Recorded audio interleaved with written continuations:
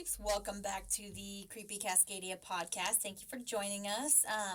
And welcome to all you new listeners that may be out there. Thanks for giving us a listen.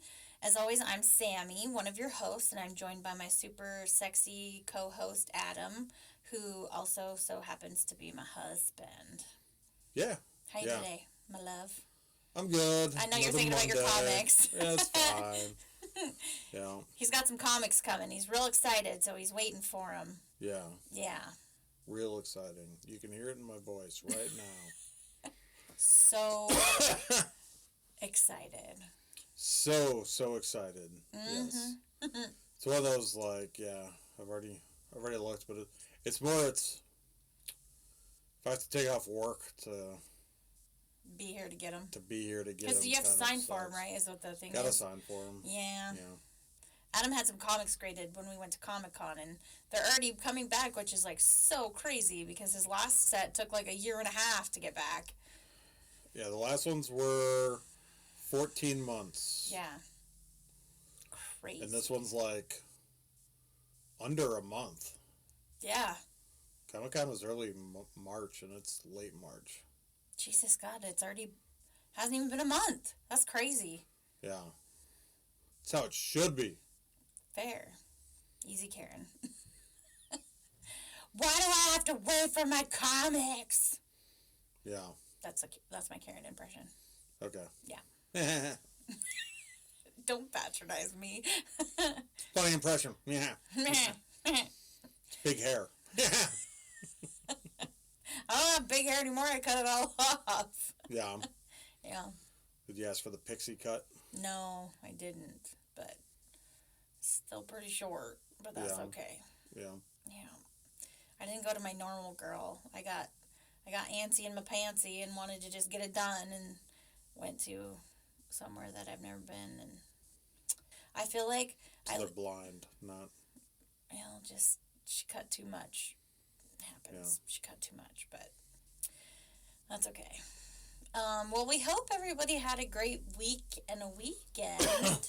I was gonna say no. Before we move on, haircuts. Mm-hmm. Remember when I was in Tennessee? Yeah. And I needed a haircut and a beard trim. Yep. And I stopped at a Great Clips or a Supercuts or one of those chain stores. Yeah. Lady gets me in the chair, buzzes my head, like the lower part of my head, and then a storm had come in, and it knocked out the power. Yeah. And I was all I had through my head was the bowl cut that Jim Carrey had from Dumb and Dumber. She was oh no, and I'm please, dear God, tell me you can finish this haircut and not leave me as is. And she's oh yeah, no, these is I don't know, they run off battery or something, maybe. But it was or she was I guess I'll just get the scissors and comb and water bottle, She's if all else fails, we can just do it manual, Old school. Yeah.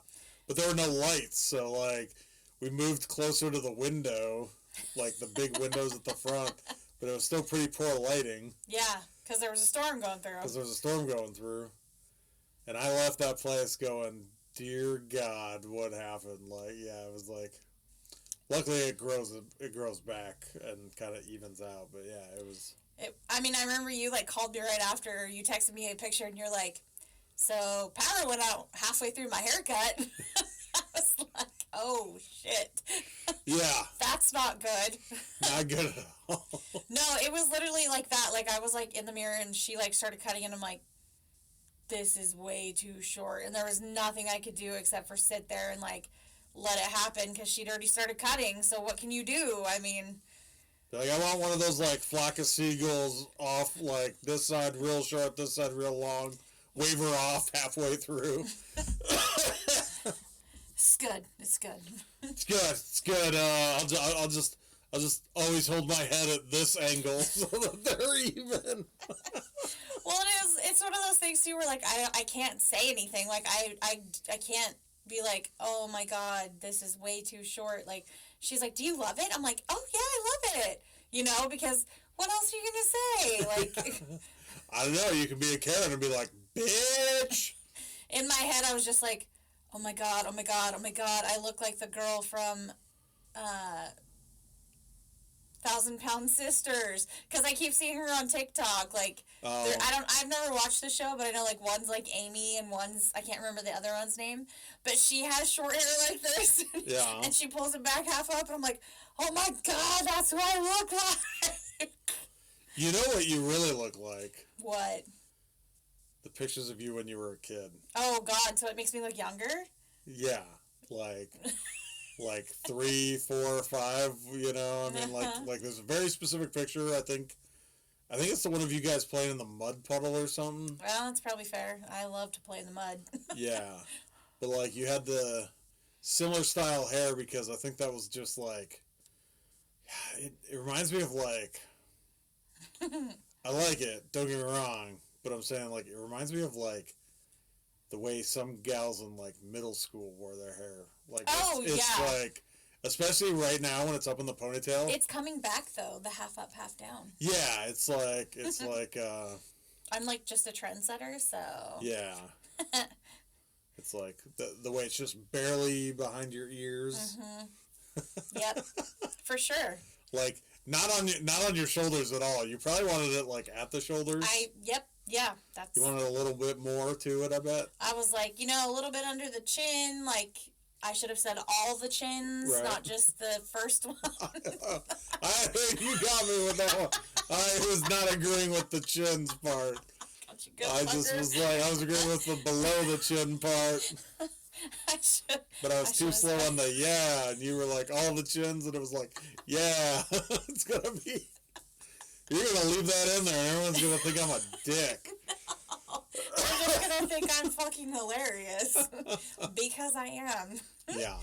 Yeah, but it's just hair. It goes back. You gotta have a good sense of humor about these types of things. Yeah. It's not as bad as when I tried cutting my own hair when I was like in 3rd grade. Oh yeah. And like didn't realize that like I had a colic, right? Oh, a cowlick? Yeah. Colic is what babies get when they're sick. Okay, so I had that tuft of hair that sticks up and is like impossible to stay down. A cowlick. Okay. I also have a cowlick. Yeah, like COWLICK. Yeah.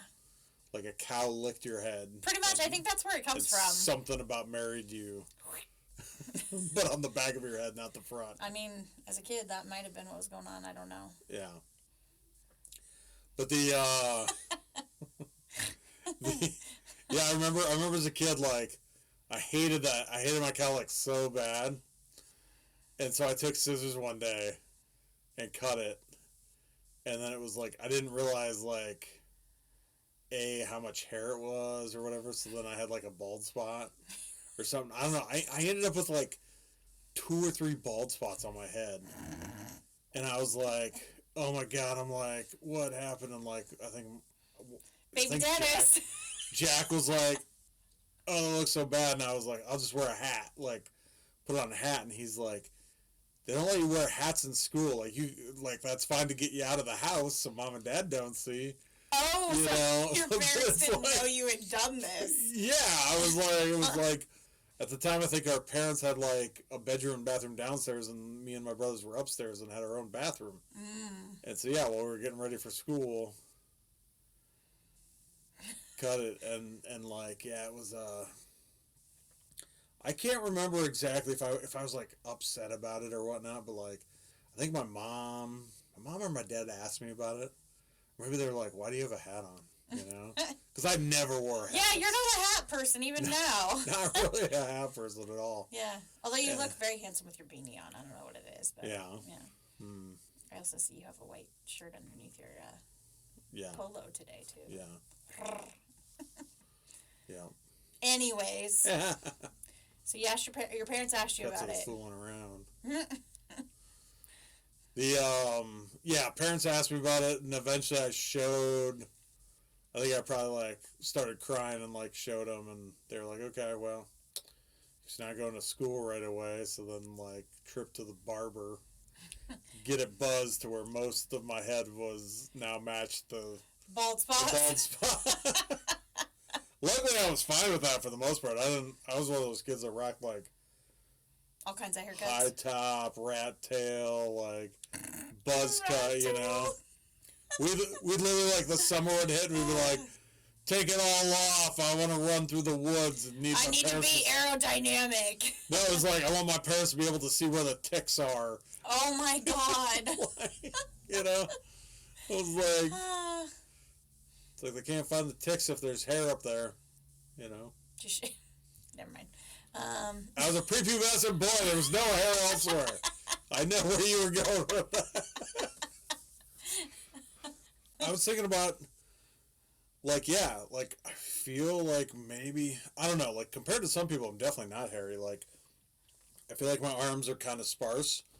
But I was looking at my, like, legs, like my calves. Yeah. There's, like, almost no hair on my calves. Yeah, your legs are. Like, I feel like my legs are actually hairier than your legs most of the time. Like, yeah, and I don't know why. I don't know if it's just, like, genes rubbing on them. I honestly don't know. Like, I got quite a bit of hair on my chest. I got the big beard. Gaston. But, yeah, like, got that big bush. Oh, my God. I'm not taking that out. It's staying in. That's what you get. Got that bush since I was 5. Jesus Christ. You're the one who was like, well, wait, what about other hairy places? Just am wondering because boys pee in the woods. So you get a little tick on your pecker. Yeah. So, yeah, it reminds me of the Stand By Me scene with the leeches, where he finds a leech on his dick and passes out. I've never watched that whole movie. That's right. We haven't watched it, the whole movie. I've seen, like, bits and pieces of it, but I've never actually sat and watched the whole movie. Yeah. Yeah. I think it's a Stephen King. It is Stephen King. Yeah. Yep. Yeah. Well, speaking of movies, which you just gave me a great segue into. All right.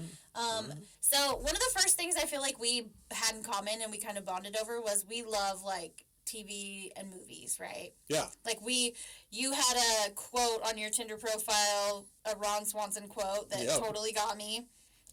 And we have very similar senses of humor when it comes to like TV shows and movies, like comedies and stuff. Like obviously there's other, like you're very much more into like sci-fi, you know, superhero movies, but I actually do like those too. I watch them more now that I'm with you because, you know, that's it. I will say I think you're more into the superhero than the sci-fi. Yeah, I would agree. I think so. Mainly because I don't know if it's like the sci-fi is like cliffhangery or like that does drive me nuts. Too like it tries to be more clever, you know. Yeah, and I'm just not clever. I'm not saying that, but I'm saying like I'm not saying you're not clever. What I'm saying is like like some of the nuances I just don't get. Yeah, it's a lot of nuance, and then usually like a reveal at the end to be like, were you paying attention to all those nuances? And yeah, you're like, and I don't. And you're just like, nah, well, what the hell is this? The fuck? Yeah. Yeah. It's like, what the fuck? For Bruce Willis was dead the whole time? Let me tell you, that one fucking got me. It got everyone. Got me back in the day. I mean, some people on TikTok and they're like, I knew from the very beginning. I'm like, I knew from the very beginning of this TikTok you're full of shit. Like, no, or you watched it 5 years after it was spoiled to everybody. Yeah. But yeah, so, you know, Adam and I both, I obviously am more into, like, horror movies, but we both love the same types of comedies because we both have similar senses of humor, you know, real highbrow. If you've listened to the podcast at all, you know, super classy up in this bitch, so. Yeah, what's our Big Mouth? Yeah. Big Mouth was one of the series we first watched. Yep. Letterkenny. And Letterkenny. Yep. Yeah. But, so yeah, I have a question for you. Okay. If you had to pick, and I'm talking any movie, any genre, any age, whatever, what is your all-time go-to favorite movie? Ooh. Oh, man, it's a tough one, right? It's hard to quantify because there's, like, different favorites for different things, you know what I mean? Yeah. Movies really, like, depend on my mood. Yeah, fair. 100%, you know? Why don't you give me your top 3, then? Okay, top 3. We'll give you a little wiggle room. Top 3. favorite movies. So, Shawshank Redemption is on my list. Oh, that's a good one. Like, that thing could come on. I know we've watched it a million times. Anytime it's on, like, if we're not in the middle of watching something else, like, and you come across that, we just leave it on. Yeah. Yeah. Like, I don't even care if there's, like, commercials. Ugh, I hate commercials. I hate commercials too now, but I'm just saying, like, yeah, it's like, if it's on, like, TNT or TBS or, like, and there's still commercials, and it's just like, yeah, okay. Yeah. Okay. I will say, I don't watch it often, but The Dark Knight, the second Christian Bale Batman movie, the one with Heath Ledger as the Joker. As the Joker. That's a really good one too. Yeah. Yeah. Like that one is super solid. Like, like of the comic book movies, that one is like at the top, if not like the top. Yeah, in my opinion. R.I.P. Heath Ledger. Yeah. Yeah. All right, you got one more to put in that top 3 category. I know. And we're not going to hold you to these. I mean, really, it's more of just like, right now, what are you thinking? Like, what would you say your top 3 movies are? Yeah.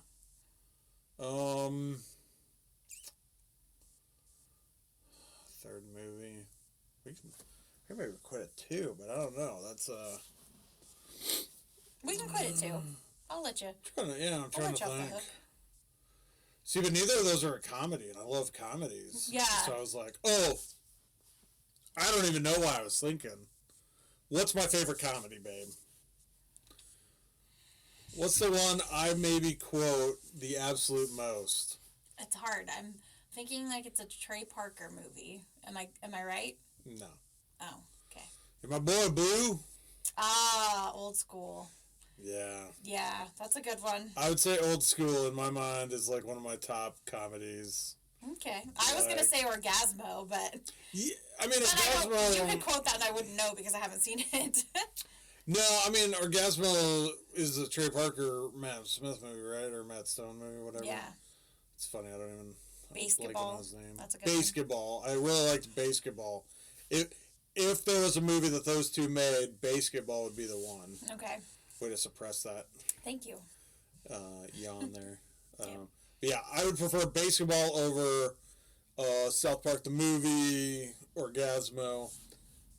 I mean, there was a time where I watched Basketball just like on repeat for all the time. I mean, it is hilarious. It is hilarious. I would quote it all the time. Yeah. Yep. Fair. Hey, your mom's going out, squeak! And the psych outs. Yeah, the psych outs are hilarious. Yeah. There were 2 of them in the corral. And the guy just goes to sleep, like, plays the audiobook with, like, and the horse whisperer. I just wish I could, like, mimic that voice of the, like, it's like your good old, like, gravelly Sam Elliott kind of voice. Just ooh, like, yeah, I'd let Sam Elliott talk to me. Yeah. A lot of people would. Yep. Yeah. What's the, yeah, Old School. Baseball is a good one. Old School, I think is my all-time. Like, again, that could pop up. I don't think I knew that about you. That could pop up. I know that we've watched it a couple of times, but I didn't realize it was like what one you would quantify as like your top 3 or one of your favorite comedies. Yeah, and it's like, I mean, there were a lot of good comedies like in my like college years, right? Like. I think a lot of people like Wedding Crashers. Yeah, Wedding Crashers was funny. The Owen Wilson, Will Ferrell. Yeah. Like Vince Vaughn style. I mean, Vince Vaughn's an old school. Yeah. Will Ferrell's an old school. Mm-hmm. You just traded out Luke Wilson for Owen Wilson. Yeah. Yep. And then you get I mean, it's got Snoop Dogg. Oh fuck! I keep forgetting. I forget Snoop's in there. Yeah. Snoop-a-loop. Yeah, Snoop Dogg in there. There's a couple of funny guys, the guys that he works with, the ones that join the fraternity at the end. Yeah. The one guy reminds you of like Horatio Sands. Yeah. Or, there's like... Yeah. It's like a poor man's Jim Belushi. Yeah. Kind of style. Mm-hmm. Yeah. And then, to be fair, at the time, what's her name? Elisha Cuthbert or whatever, the blonde chick who was in, like, The Girl Next Door, and she was the daughter on 24. She played, like, a hockey player. Yeah. Yeah. She was the one that was, like, the high school student that he hooked up with, yep. Yeah. But it's got Sean William Scott or Sean Astin Scott. Oh my God, as the He's got like the zookeeper. The zookeeper guy. The zookeeper guy. Got shot in the neck. Yeah. Will Ferrell shooting himself in the neck with like the dart and everything. Like, that is awesome. Yeah. What's her face who Ellen Pompeo, who was on Grey's Anatomy. Yeah, it was Ellen Pompeo pre-Grey's Anatomy. Like, yep. It was like the movie that kind of made her a little, like, ooh, is she sexy or is she not sexy, you know? Like, yeah. I liked Katherine Heigl. Oh, yeah, Katherine Heigl. For obvious reasons. You want to give me 2 reasons that you really liked her? She's a good actress and boobs. Well, the reason that I ask is because today's topic, if you haven't looked at the episode, is all about cursed movies. Ooh. Yeah. So we've mentioned on the show before that there are some stories about certain movies reportedly being cursed, like incidents with the cast and crew, you know, things like that. Yeah. And so we wanted to talk about them today. Yeah, do we go into anything about like Heath Ledger's Joker? People think that like him getting into that role kind of messed him up and led to a suicide or overdose or whatever. I forget how he died, but I think he overdosed. Yeah. No, actually, I didn't. So I want to just start this off by saying, like, we could probably make this like a 4 or 5 parter because there are so many. Okay. So we're just doing a couple, and we're not going super in depth, only because, you know, again, like, we could probably go in depth into each one of these movies about the curses that go in. But I just kind of want to go, you know, give you guys an overview, and if it's interesting, you can look into it more, or we can talk about it more. But yeah, especially if they're like a movie that we both really like. Yeah. You know. So some folks, Adam, will say that these are all just mere coincidences. But I do think that some of these movies may actually be cursed. I think that the amount of energy and intent that goes into making certain movies can manifest into something, you know, not necessarily bad, but sometimes could be something bad. And with so many movies striving to be authentic, especially horror movies, I think there's a real possibility that it can cause some bad juju. Yeah. Well, I mean, how many times are directors like, I really want to scare my actors, you know? Yeah, like Stanley Kubrick to like Shelley, what's her name? Which movie are you thinking of? The Shining.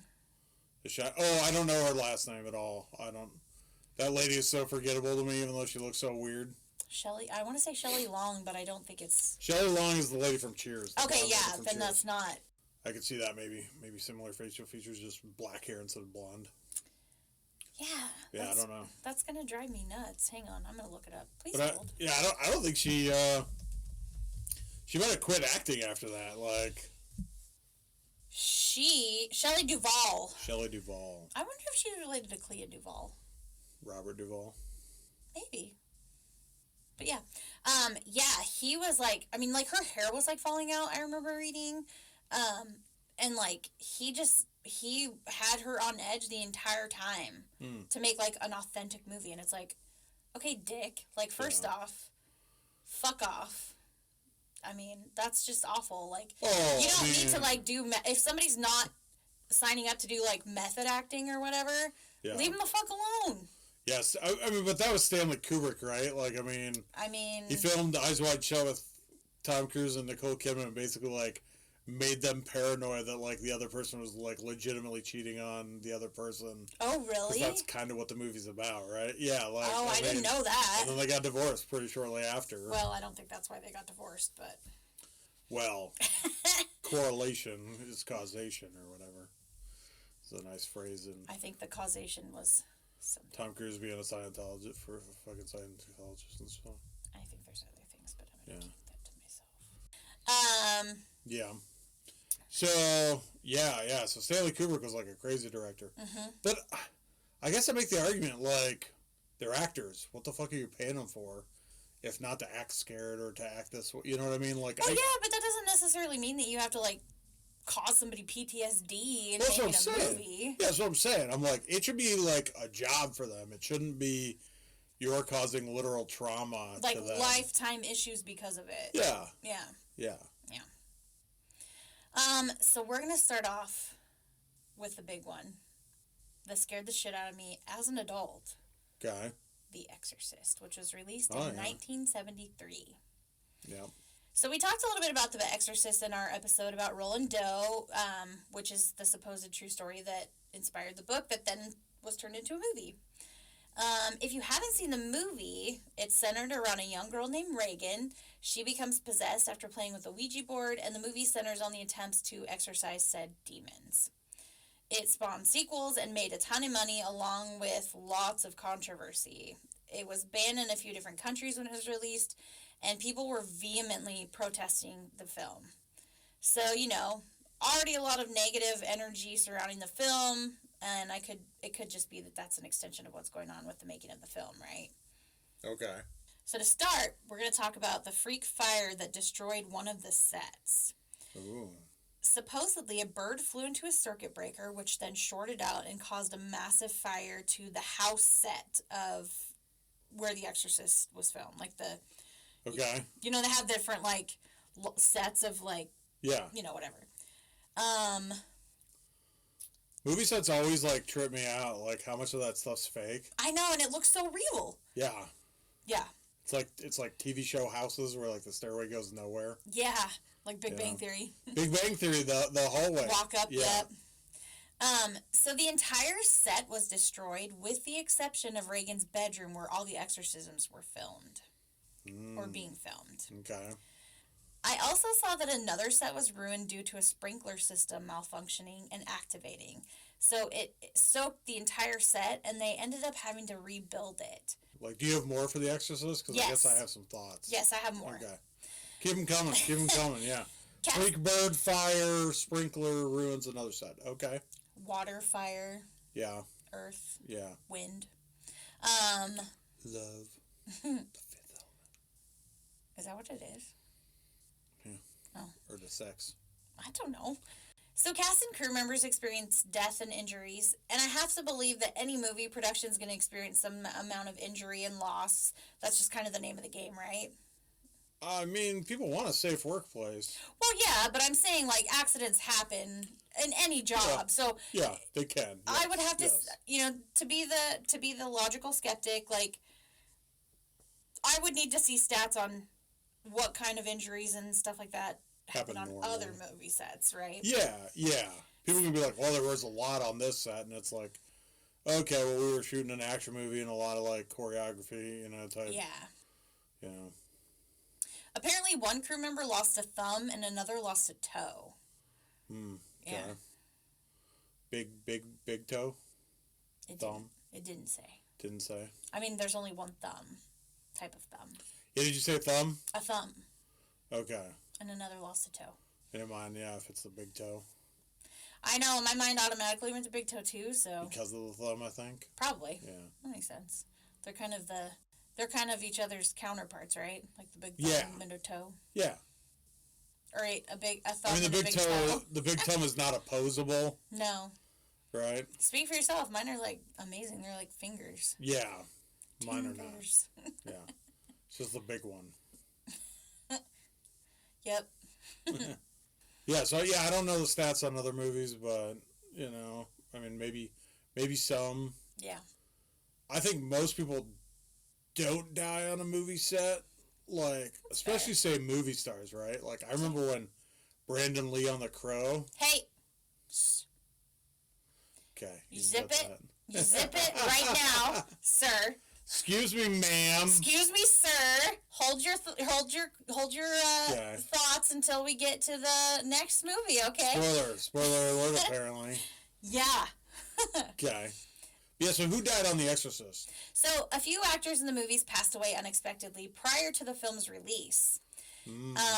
One of the actors, a man who played the filmmaker in the movie, he was named Jack McGowan. He died of complications from the flu in 1973. Okay.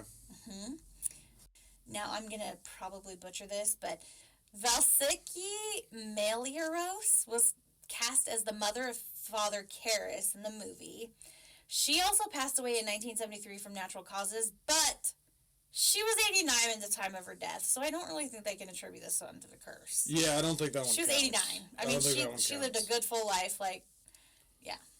I mean, it wasn't 90. It wasn't 90.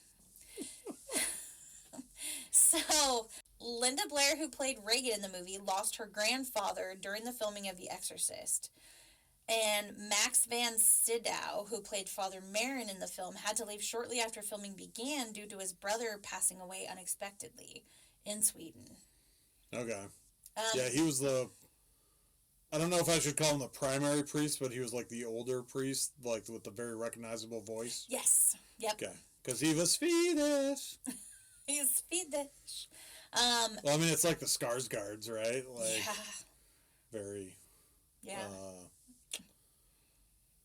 Very familiar or unique. That's the word I'm looking for. I mean, the Skarsgård I think of automatically has kind of a...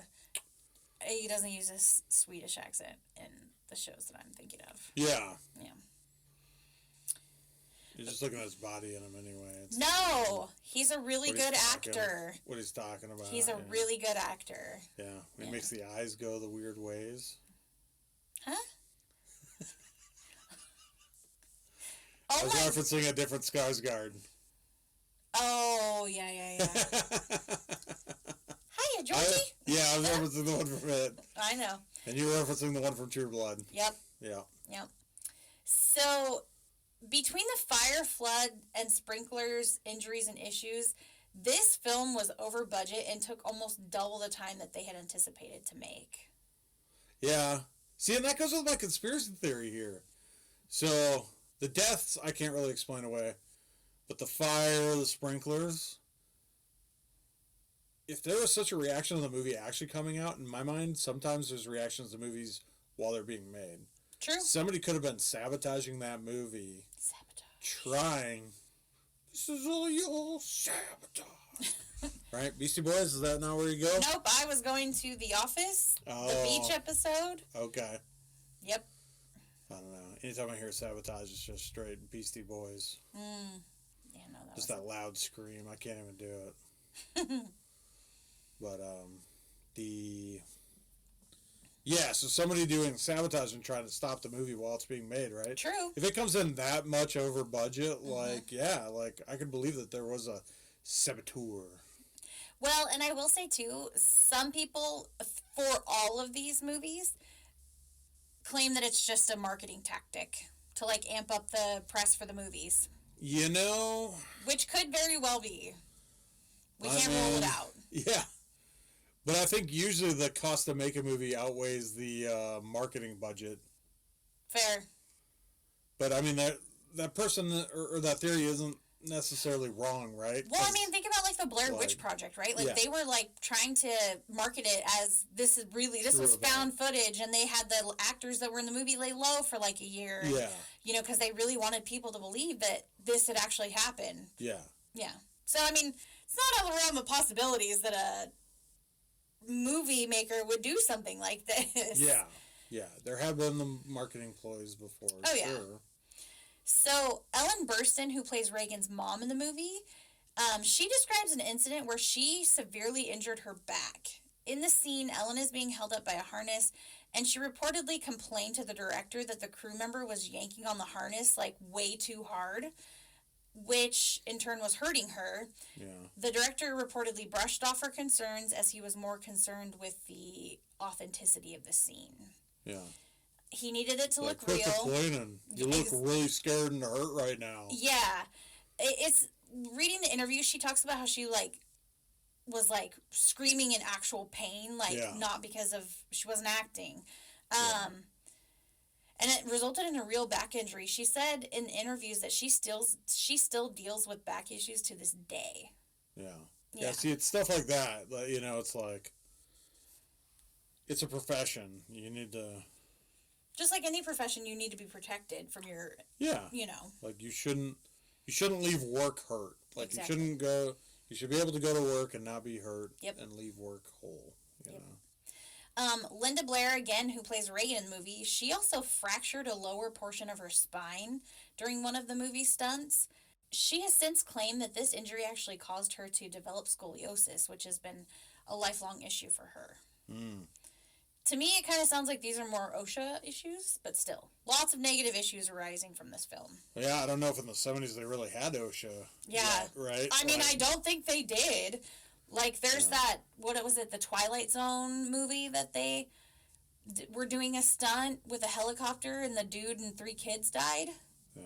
Yeah, and then there was I don't know about that one, yeah, that's one, and then there's also like a,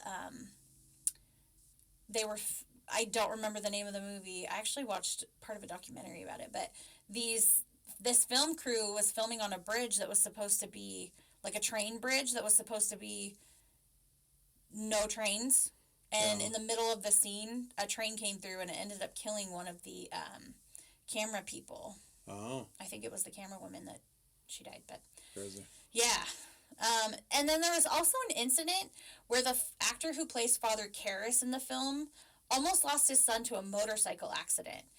And this one's kind of crazy because his son wasn't on a motorcycle. Apparently, he and his son were on the beach, and a motorcycle lost control and struck the son. And it almost killed him. Mm.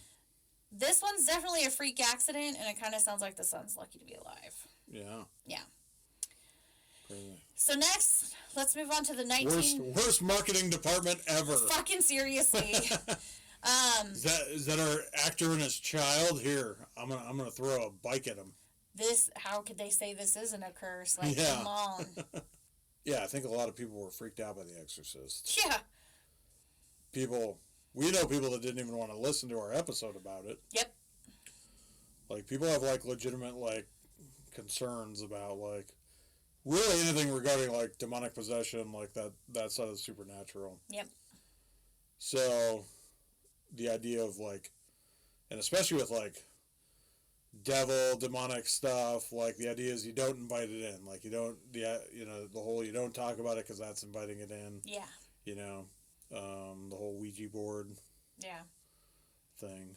Mm-hmm. But yeah, it's like, I mean, I think part of the reason I was so terrified of that movie is because I grew up being told, like, if you watch it, you're going to get possessed, kind of thing. Right. And so it also doubly scared me that way. Yeah. Mm-hmm. I thought it was, like, freaked people out because it was, like, I don't know, like... I mean, there's some graphic stuff in that movie, too, especially for the 70s. Yeah. Yeah. So...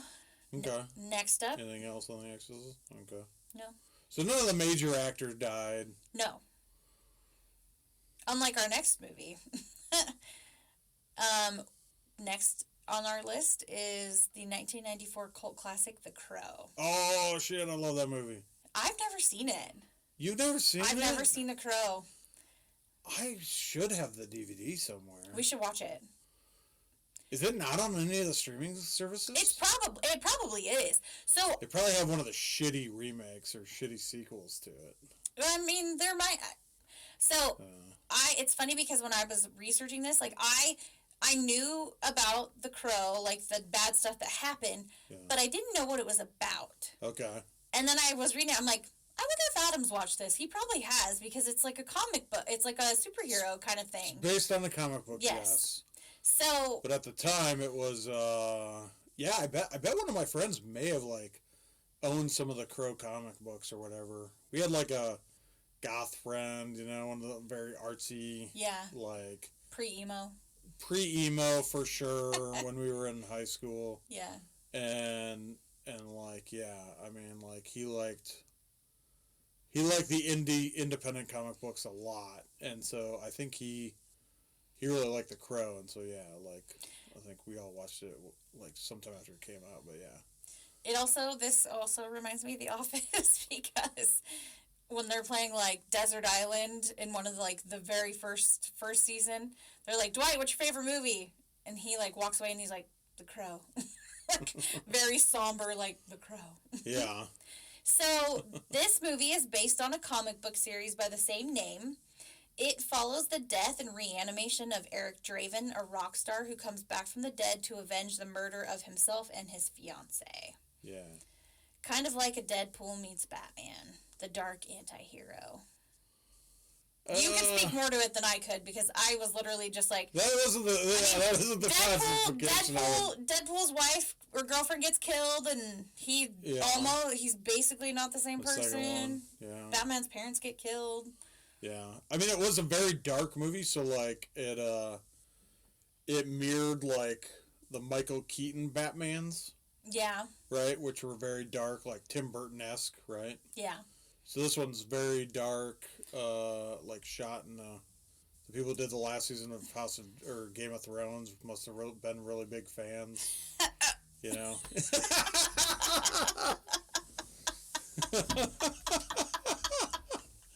I hang up with the laugh. That was so good. He's so cute. Oh, stop. But yeah, yeah. So dark. Yeah, I mean, Deadpool's like, yeah, he does. He's undead, like he heals. So like, yeah, in one of the scenes he shoots. He puts his hand up to the guy's gun, and they shoot his hand. Yeah. And then it like heals because he's like reanimated. Yeah. Like, yeah.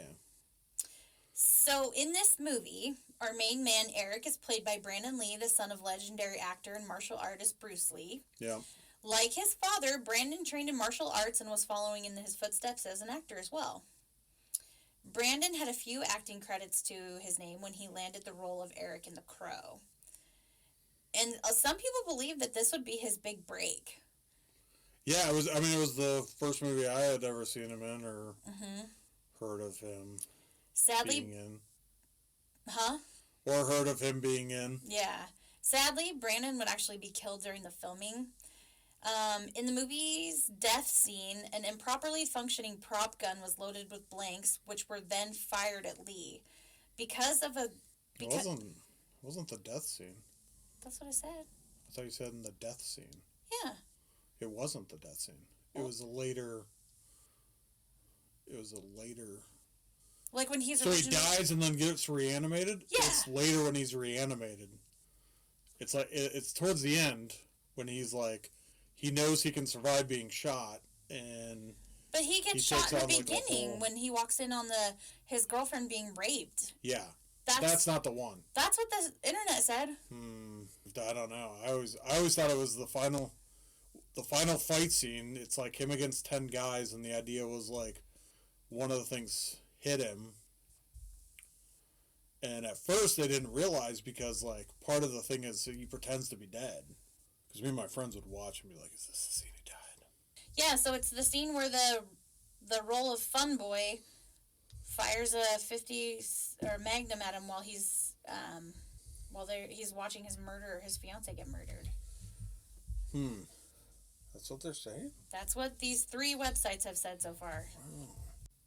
So we're gonna go with that because that's what okay. Them are saying. Then I guess it's my bad for thinking the whole time it was a later scene. No, and they don't always shoot movies in order. Yeah, and maybe that's where my thinking was. Yeah. Because... Yeah. So from what I saw, in this death scene, an improperly functioning prop gun was loaded with blanks, which was then fired at Lee. But the gun had jammed with a dummy bullet, and the blanks actually caused the jam round to fire at Lee with essentially the same force as a real bullet. Yeah. Still a projectile. Yeah. He was struck and would die as a result of his injuries. Lots of people were quick to connect Brandon's untimely death with his father's mysterious death. There are also conspiracy theories that state that the Lee family itself is the one that's cursed. Yeah. Which I hadn't... I remember hearing something about the Lee family curse, but I didn't look too much into it. Yeah. But yeah, he died under, mysterious circumstances, too, it sounds like. He died young. Yeah, he was only, 28 when he died. Bruce Lee? Yeah, or 33. He was young, Yeah. Yeah. And he had injured his back filming the one movie because he had Well, Bruce Lee has his own history about like martial arts and Yeah. like kind of his whatever I want to say is like way of water, like the style of the water. I don't know, just all I know is the Sounders have a really cool kit out right now. Jerseys. Oh, that's right. The Bruce Lee jerseys or whatever. Yeah. They're pretty sick. Yeah. They're like red and yellow. Mm-hmm. They got like the dragon pattern on there. Yeah. But so while Brandon's death was not even arguably, that's the worst. I mean, that's the terrible thing that happened on that set. Yeah. There were also other issues that the cast and crew were not immune to. An electrician working on the film was electrocuted and caught on fire while working on the movie. He did survive, but the injury resulted in both of his ears having to be removed. Oh, okay. Weird, right? It's the opposite of to the pain. Yeah. And yes, my ears next. No, your ears you keep.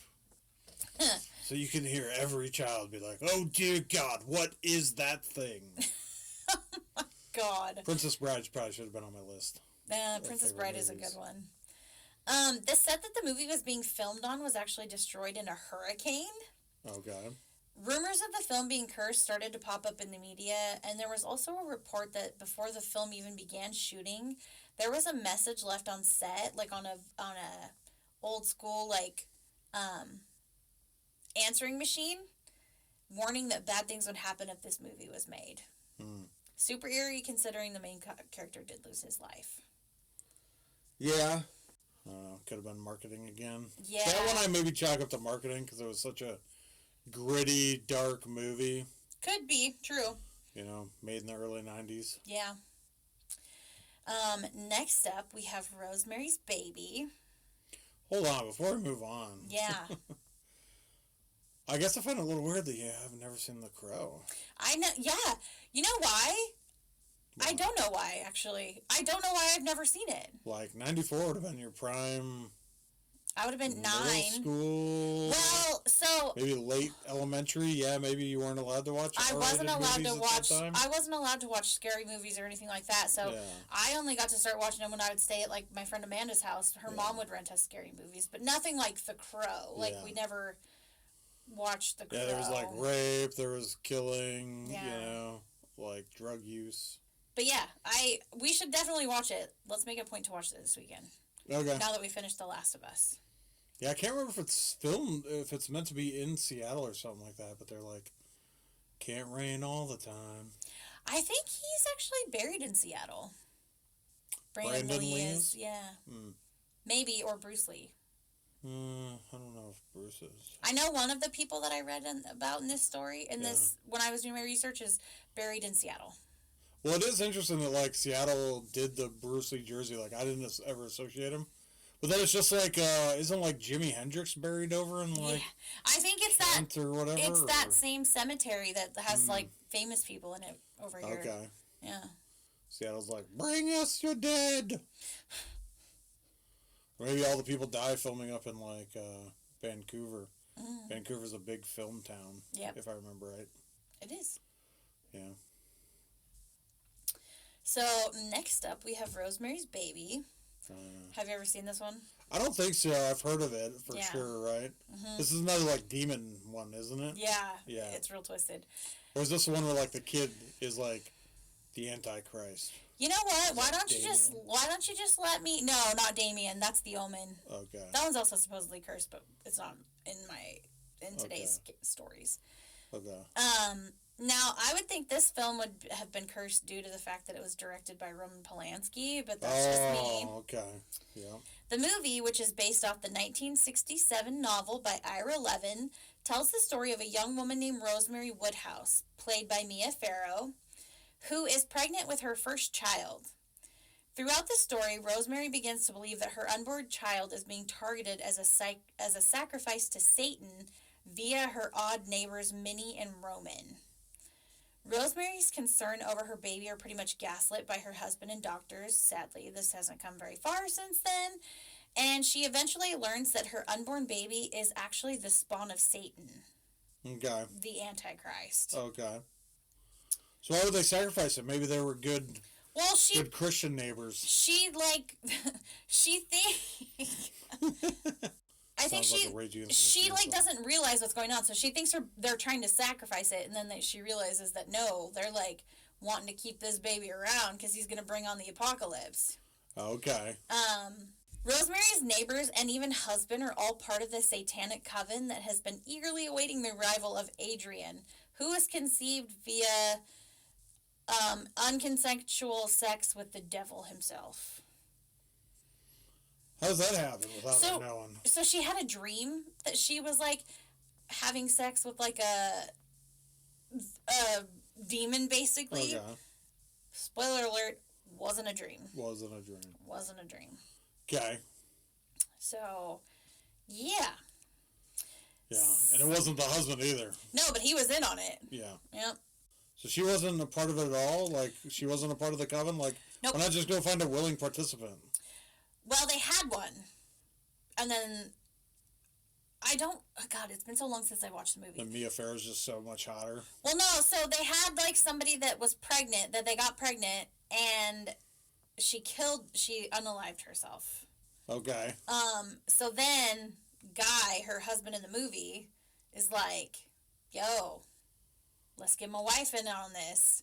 And so that's how it happens. Okay. So they move into this apartment building that, like, people had warned her that this place had a history of, like, satanic happenings and things like that. Yeah. That it was, like, the it place to be, and it was, like, a awesome place, and, yeah. This is all very Satanic Panic. Like, when did that happen in relation to this movie? Satanic Panic, I think, started in the 70s and late 70s, early 80s. So this was 67, I think you said? The book was 67. Yeah. I'm not 100% sure when the movie came out, actually. Late 60s. If it's Mia Farrow, yeah, it's 70s, I think. Yeah. She's the one that was married to Woody Allen, right? Yes. Yeah. These film types, man, I tell you, some of them. Yeah, some of them are real pieces of shit. Yeah, they really are. Like your Roman Polanski's, your Woody Allen. Yep. Yeah. Stanley Kubrick. No. Yeah. Everyone's like, they're just such geniuses, and it's like... No, they're fucking pedophiles. Yeah. All right, let's just call a spade a spade. Yeah. So there have been some odd coincidences, to say the least, in this movie. The film's composer, Christoph Komeda, died as a result of an accident, but his manner of death was almost identical to one of the characters in the movie, who is killed as a result of trying to warn Rosemary about what's going on. Okay. Okay. Oh. So one of the film's producers, William Castle, became seriously ill with severe kidney stones. So severe, in fact, that he was hospitalized, and it's said that he began hallucinating scenes from the film. He is rumored to have yelled, "Rosemary, for God's sakes, drop the knife." While he would eventually recover, this would be his last movie to hit the big time. Mm-hmm. Interesting. I mean, I really throw myself into my work, too, and sometimes dream about work, but... You do dream about work sometimes. I've never had a pain hallucination. Maybe they had them on good drugs, too. Could be. Now, as I mentioned earlier, this film was directed by Roman Polanski, who is just an absolute piece of human garbage. Yeah, just a piece of shit. We all know now that he was a predator and a pedophile, but at the time, this was relatively unknown. Or it was at least hushed up. Yeah, probably hushed up. I think he's an infection that spreads to everything he touches, so his association with the film would most likely cause some bad karma. Yeah. But just like the true piece of shit he is, his bad luck only seemed to affect those around him. The film itself was released in 1968. Oh, okay. So 1968. The following year, his very pregnant wife, the very talented actress Sharon Tate, would become one of the famous victims of the Manson family murders. She, along with 4 others, would be massacred at home at a home she was renting. At the time of her murder, Sharon was 8.5 months pregnant with her first child, a son. Mm-hmm. And the fucked up thing is, I want to say that the Manson family was actually targeting somebody else who had previously rented the house, and they didn't realize that somebody else had moved in. Like it was a music guy, I want to say. Okay. Yeah. We need to talk about the Manson family at some point, because I I know Charles Manson was like a whole thing, and I know that like he had a bunch of followers, but it's weird for them to call it the Manson family. Oh yeah, that's like culty. I mean, it was a cult. Yeah. He's on our list, and I have books like, but his would definitely be like at least a 2-parter because. Yeah. The whole, I mean, good the whole shebang. God. We just talk about like what they did and you know like that got him put in jail, right? Like yeah. I mean, if I remember right, like they never directly tied him to, or like it was more his followers following. Yeah, I don't know. It's not like he was the one actually killing people himself. Yeah, I don't. Is what I always understood. So I may have misconceptions, is what I'm saying. Yeah. I actually am trying to remember if he ever actually killed anybody himself. I don't think he did. I don't think he did either. I thought that's why he kind of got away without. Well, I mean, I remember that there was no death penalty at the time in California. Could be. Is maybe what I remember, but yeah, he's on the list, so we will definitely go over him because the whole thing, like his childhood, like not excusing what he did. You know, feel sorry for the child, but not the adult. But he had a fucked up childhood, which lots of people do, and they don't go on to do that. So yeah. So the last one we're going to talk about today is the 1982 film Poltergeist. Ooh, yeah. Yeah. Have you seen Poltergeist? They're yeah. I couldn't quite hit the note. They're here. Yes, yeah. I even the staticky TV. I even mentioned that's like one of the most recognizable lines in horror movies. I feel like. Yeah. And then they had the lady, the lady with that weird voice. Yes. She was like the priestess or something. It was like a mix between like a high pitched smoker. Yeah. Somehow like deep, but at the same time like squeaky. Yeah.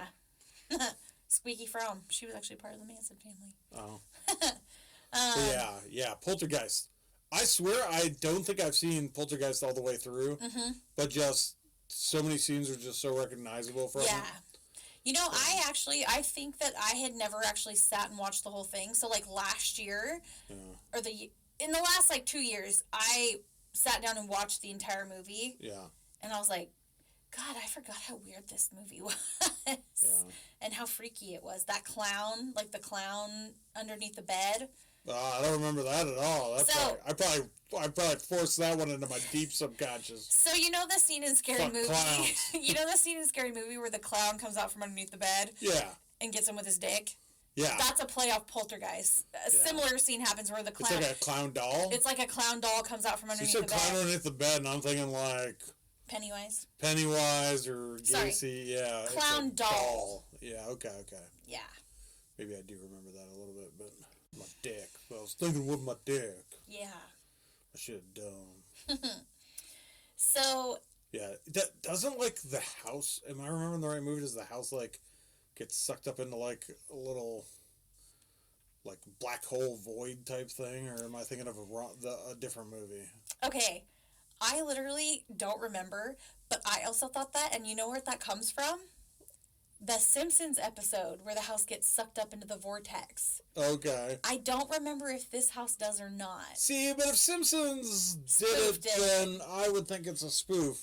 Even though a lot of people say that Simpsons predict shit. The Simpsons do predict shit. You want to talk about weird, spooky stuff. Let's have an episode about how much the Simpsons have predicted. Yeah. We should do that. That could be like a bonus episode when we start our Patreon. Yeah. I don't remember. The research into it might be a lot, or somebody else has already done the research. Somebody else has done the research. That's right. Yeah. There's a lot of odd things on this film that, out of all the movies, I think this one, if I did believe any of them were cursed, it would be this one. Yeah. Who is the daughter? Because I feel like I know it's not her because I'm thinking of Drew Barrymore in Firestarter. Oh. Little kid. Yeah. But in my mind, like the kid from Poltergeist might as well be Drew Barrymore from Firestarter. And right? I'll tell you about her. So, but they do, I do see where you're coming from because it's that same like white blonde hair, blunt bangs, like very, yep. Yeah. So this film is about a family that moves into a new housing development and begins to encounter, or they start to encounter some strange things in the new home, right? Yeah. And it's a brand new home. A lot of the... shouldn't be any crazy energy. Well, it could be the land. Yeah. So, Indian burial ground? No, Native American burial ground. Native American... Well, in the movie, don't they say Indian burial ground? They do. Okay. Forgive my non-wokeness. Come on. You're the one that told me about being woke, so now you got to be woke, too. True. Native American burial ground. There you 100%. go. A lot of the happenings seem to be tied to their 5-year-old daughter. Throughout the course of the movie, the happenings become more and more terrifying, with a famous scene including the young daughter being sucked into the TV. Yeah. Yeah. The film culminates with the family learning that the house was built on top of a Native American burial grounds whose final resting places hadn't been moved as the family had been told. So the housing development said that they had moved the graves. Yeah. Didn't do it. Yep. Now, as we talked about in our Roland Doe case, this poltergeist is a spirit that manifests around young kids. This movie was so popular that it would go on to spur sequels, remakes, all the things. Which could be said for a lot of these. Yeah. Classic things. Like I said, you remember that line. They're here. Yep. Yeah. And that's what the little girl, it's the little girl, right? Yes. Yeah. But there are actually several tragedies that plague this production. A few months after the film opened, 22-year-old Dominique Dunn, who plays the eldest daughter in the family, was brutally strangled by her ex-boyfriend, who was known to be abusive. After 5 days on life support, her family took her off, and she sadly died as a result of her injuries. Her murderer, John Thomas Sweeney, was convicted of voluntary manslaughter and served a measly 3.5 fucking years for the murder. What? 3.5 fucking years. Oh, justice system is so fucked sometimes. So fucked. Like, he had a history of being abusive. Yeah. Murdered her. Yeah. Savage. I mean, strangling somebody is not a quick murder either. Yeah. It takes like 5 to 7 minutes to strangle somebody. Yeah. It's not an easy way to go, and it's not an easy way. Like, in those 5 minutes, I mean, minimum 5 minutes, like, nothing occurred to you, like, maybe I should stop doing this. Yeah. Fucking piece of shit makes me so goddamn mad. 2.5 years is basically getting away with it. Oh, absolutely. That's a slap on the fucking wrist. Yeah. That's not even a slap on the wrist. That's like clucking your tongue. Don't do that. Yeah. Fucker. I got us riled up. That is actually a case that's also on my list. Okay. Next up, Heather O'Rourke, who played the young Carol Ann, and who says one of the most recognizable lines in a horror movie, "They're here," also suffered an untimely death. In 1987, Heather began experiencing intestinal and stomach issues. She was diagnosed with giardiasis. I'm sure I'm not saying that right, but which is a parasitic infection that's thought to be the result of coming into contact with well water at her family home in Big Bear. She was also diagnosed with Crohn's disease, which required her to undergo steroid treatments, and these treatments caused her to have quite a bit of facial swelling, which is actually pretty visible in Poltergeist 3, which would be her final film. Oh, is she in all 3? Yep, she was in 3 of them. Okay. I say all 3 like there weren't more than 3. I think there was more than 3. I'm pretty sure there was more than 3. Okay. Heather would actually pass away on February 1st, 1988, following an emergency surgery after it was discovered that she had intestinal stenosis.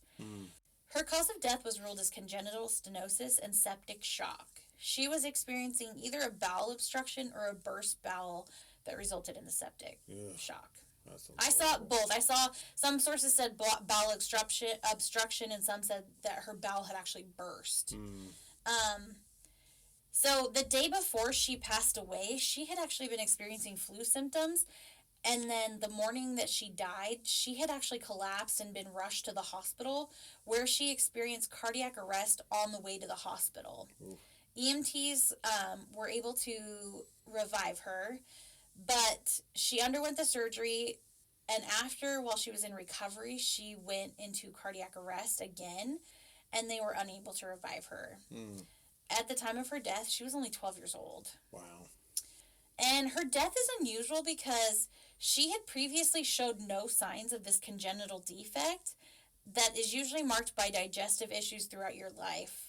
It appeared to flare up out of nowhere, and this kind of helped fuel the fire that the films were cursed. Like, she'd never had any issues before, and then all of a sudden she had this, lifelong defect that should have presented way before it did, kind of thing.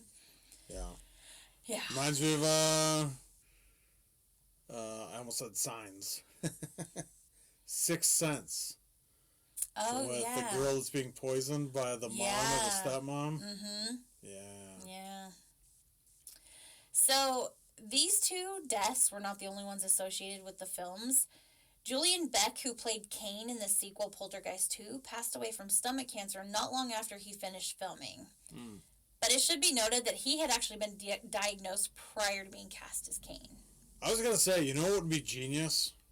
Cast terminal actors. I mean, that's kind of what they did. So that's kind of what they did with this poor guy. Well, not the only one. So, okay. Will Sampson played a shaman in Poltergeist 2, and he died of post-operative kidney failure after undergoing a heart and lung transplant. Oof. He had been diagnosed with scleroderma, a degenerative autoimmune disease, and he'd been battling the disease for quite a while when he was cast as Taylor in Poltergeist 2. Yeah. Now, so there's a large group of people who actually blame Steven Spielberg for the curse of this movie. Okay. There are rumors... Poltergeist a Spielberg movie? Mm-hmm. Oh, shit. Yeah. Okay. There are rumors that in an effort to save money, Spielberg used real skeletons in one of the film's scenes, but didn't tell the cast. The rumor's never been verified, but it is believed to be true by a large group of folks, and it actually, Jo Beth Williams, who was the mom in the movie, was the first one to bring it up. Like, how are real skeletons cheaper? I don't know. You get them from the black market. How is that cheaper? Black market's supposed to be expensive as fuck. Well, if you want a realistic looking one, it's probably spendy back in, Yeah. Yeah. I'm just saying. I would think the prop guys just have them. No. But again, be like, we gotta go kill somebody. Make a skeleton. This hasn't been verified. I am struggling with words today. Hasn't been verified, but that is a rumor that's gone around, and one of the main actors actually said in an interview that happened. So that they've killed somebody. No, that they had real skeletons. Okay. Like, I mean, does that make it... I guess that could make it curse, the idea that, like, you're desecrating someone's remains. Right? Yeah, for sure. I was trying to make the correlation there. It wasn't... I was like, yeah, why not use real skeletons? Like, what else are they going to do? Like, I donate my body to science. They get to prop up my skeleton and play with my skeleton. Like, I could see movie production companies paying for, like, skeletons, like real skeletons. Have you heard of body brokers? Like, you mean like the people who, like, wake up in a bathtub full of ice when your kidney's missing? No. Or is it a movie? The people that, like, donate their bodies to science, and the science people that they're donating to are actually, like, selling off their shit piece by piece and, like, not doing what they're supposed to with it. Oh. That's a thing. Mm-hmm. Yeah, that's why I don't really care. I mean, you guys can cremate me. I really don't give a fuck what happens to my body after I'm dead, because I'm not going to be using it. Yeah. But you should be an organ donor, because your organs could save lives. 100%. I'm an organ donor. I am too. I'm surprised I haven't donated my body to science, I'm actually surprised too, but I'm not going to let you know that I know about body brokers. Body brokers? Yeah. So always check yes on the, what is it, your driver's license application or whatever. Yeah, when you renew here in Washington, that's what it is. Yeah. Yeah. It was, I read a book when I was, like, young. It was, like, called, like, Life Gift or something like that. Mm-hmm. Yeah, it was about, like, a person who needed a new heart, and it told the story of, like, I think it was, like, a young naval personnel, a sailor, like, an officer or something. Like, ultimately, at the end, it's, like, the healthy guy, like, gets in a motorcycle accident, and his heart gets donated to the other person, Yeah. I don't know. I remember reading that when I was, like, middle schoolish. It was, like, in the church library, actually. I was going to say, like, the Life Gift sounded like a churchy book to me. Oh, yeah. pretty sure 100%, right? Yeah. So. Mm-hmm. So those are just a few examples of some supposedly cursed movies. Yeah. Adam, what are your thoughts? My thoughts are Marketing. some of it marketing. Yep. You know, it's really like, again, sabotage for the one, you know, like the Exorcist stuff, like stuff happening around the movie set, you know.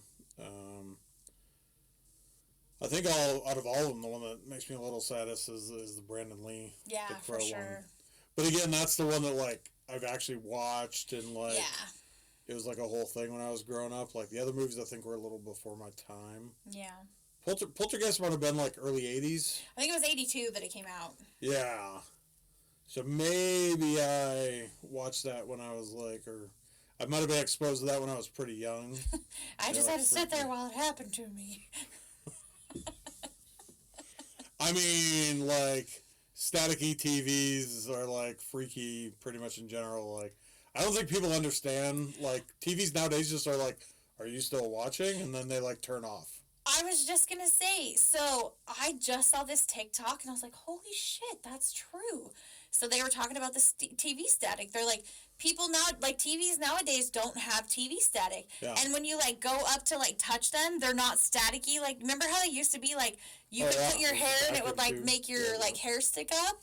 They don't do that anymore. Yeah, it's the old style TV. Yeah. And the static wasn't from that. It was, like, literally, like, cable didn't air anything from, like, 1 or 2 in the morning to, like, 5 in the morning. Yeah. There was literally a period of time where you either got straight static or the colored bars. Yeah. I remember it being like, if you stayed up late enough, you would catch the static. Or there were a few times when I was a kid and I woke up early. Mm-hmm. And I would go, it'd be like Saturday morning, and I'd go and turn on the TV and it would just be static. Yeah. And like waiting for your cartoons. Waiting for my cartoons. Yep. And I always remember the first cartoon to come on was like Rocky and Bullwinkle show. Oh. Yeah. Oh. It was like the early bird cartoon. Yeah. You know. So cute. You were such a cute kid. Yeah. You're such a cute adult too.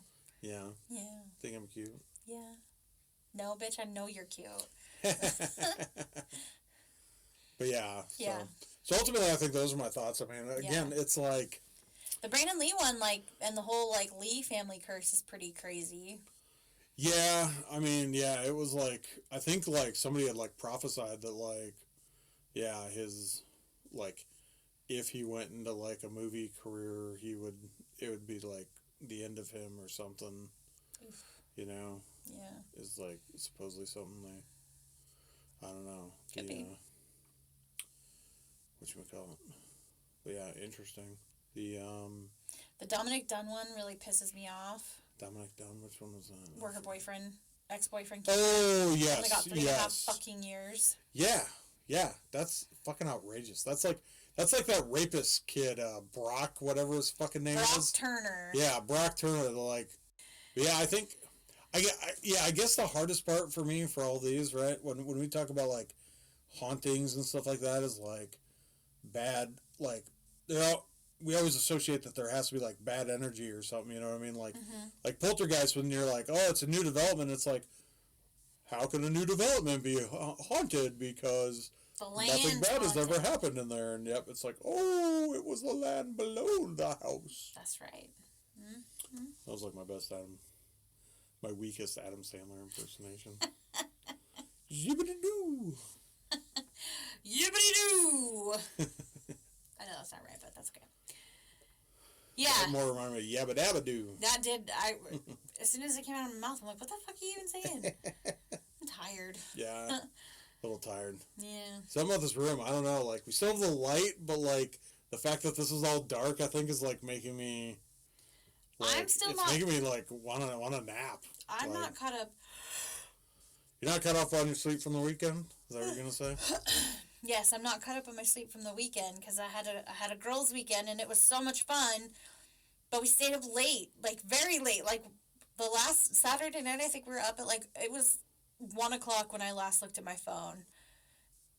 And I don't stay up late. And I woke up at 7, and I even took a nap yesterday when I got home, and I'm still just, I tell you, like, I'm not one of those people that can go without sleep. Yeah. It fucks me up. Yeah. Fam. I mean, it was so much fun, though. It was a good time. We had a good weekend. Like, you did D&D, and then you had the guys over from Gloomhaven, and I went and spent the weekend, like, halfway in between my hometown and here, and the girls met halfway, and it was super fun for my friend's birthday. Yeah. Rented, like, a house on some water. Yeah, it was a gorgeous house. Like, the place was awesome. The view was awesome. But, yeah, it's just, like, you know, Saturday, I volunteered to be DD because they wanted to go to the casino, and I was like, hell yeah, I'll do it, you know, I don't mind. So I didn't even drink, and I'm like, why am I so fucking tired? It's because I'm old and I can't stay up late. But yeah. Yeah. Yeah. It is rough sometimes. It is. It's Monday. Yeah. Well, as always, thank you all for listening, and don't forget to subscribe and download our show, as well as leave us a 5-star rating review on whatever platform you're listening on. All of these help us become more visible to more people, and it helps us grow our show. Also, I don't know, doing the promo this week just reminded me of my mom, like, I got a new phone. Yeah. The podcast button, is that what I clicked? Literally, when I was reading this, I was thinking about your mom telling us that she got a new phone and there was a podcast button on it. I was like, I don't know if I trust the podcast button, but hey, I mean... It gets us followers. It's fine. Yeah, okay. You know, okay. You can also help us out by sharing us with your friends, family, social media, all the things. We're on Facebook, Instagram, and TikTok, all at Creepy Cascadia Pod. And we also have our website, which is creepycascadiapod.com. Or you can shoot us an email to admin@creepycascadiapod.com. If you have suggestions for future show topics, if you have stories about your own, like, experience with a true crime, serial killer, ghosts, cryptids, if you've seen Bigfoot out here in Washington or anywhere, we want to know about it. Because Bigfoot's my homie. Yeah, we have to do a Bigfoot episode. It's because I have to be able to do him justice. Yeah. And it requires a lot of research. I gotta do him justice. Sorry. You're putting that pussy on a pedestal. But I was trying to think of a clever term for pussy instead of... Why does everybody keep saying that?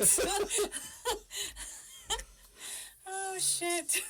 Putting that hairy squatch up on a pedestal. That sounds so much worse.